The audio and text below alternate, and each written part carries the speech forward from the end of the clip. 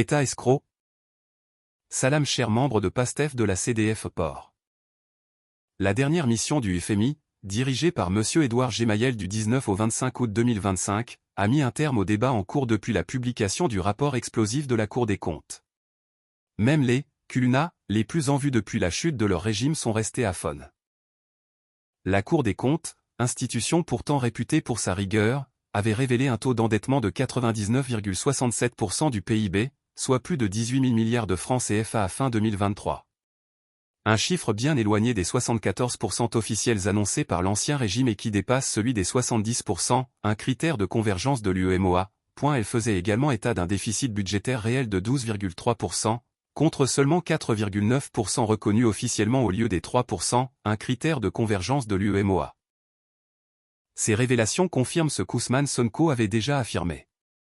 Selon lui, avant l'installation du président Bassirou Diomaye Faye, le dernier ministre des Finances de Macky Sall, Moustapha Ba, avait lui-même reconnu l'existence de dettes cachées, lors d'un entretien que lui et le président Diomaye Faye avaient avec lui à l'hôtel Adélaïde. Pire encore, un rapport récent de la banque britannique Barclays a évalué la dette publique à 119% du PIB, soit plus de 24 000 milliards de francs CFA. Face à l'ampleur du scandale, le gouvernement a mandaté le cabinet Forvey Mazars, qui a évalué la dette à 118,8% du PIB, classant le Sénégal parmi les pays les plus endettés d'Afrique.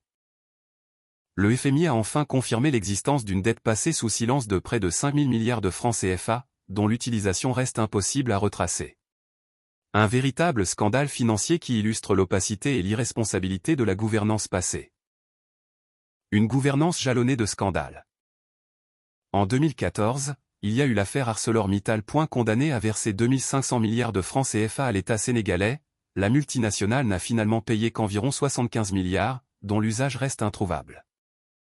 En 2019, une enquête de la BBC menée par la journaliste Mayeni Jones a accusé l'homme d'affaires Franck Timis et Aliou Sall, frère du président, d'avoir profité de l'attribution de concessions pétrolières et gazières, causant un manque à gagner estimé à des milliards de dollars. L'un des plus gros scandales financiers, 10 milliards de dollars, sur le pétrole, selon l'enquête. Le train express régional, TER, d'un coût pharaonique de 1200 milliards pour seulement 50 km, Dakar à AIBD, ce projet aurait pu financer un réseau ferroviaire couvrant l'ensemble du pays, selon des experts. Et l'on ne parle même pas encore des détournements, malversations et autres affaires en cours d'instruction, comme celle portant sur l'achat d'armes d'une valeur de 45 milliards de francs CFA. Au final, ce sont toujours les populations, le bas peuple, qui supportent le poids de ces scandales à travers de nouvelles mobilisations financières et des sacrifices quotidiens, impôts, taxes et autres. À la lumière de ces scandales, une question s'impose, avons-nous vécu, de 2012 à 2024 dans un véritable état escroc? Excellente journée. Papa Salif Ra Al-Thiam.